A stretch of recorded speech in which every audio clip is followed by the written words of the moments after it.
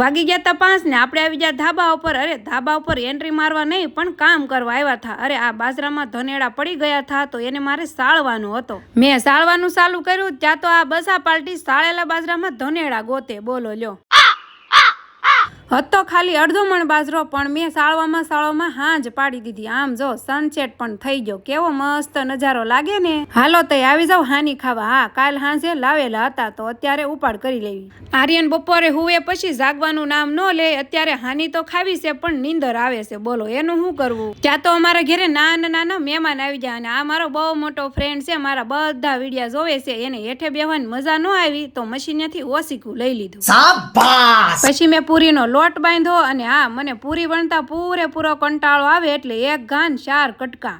સાજીદ ઘેરે આવ્યા એટલે એને ટમેટું મળવા બેહારી દીધા। મારે હુખી ભાજી બનાવવાની હતી તો ફાઇનલ પૂરી, ખીર, હુખી ભાજી, ઠામડા બધું રેડી છે પણ જેની વાઈટ છે એ હજી નથી આવ્યા। અરે આજ તો અમારા ઘરે મહેમાન આવવાના છે।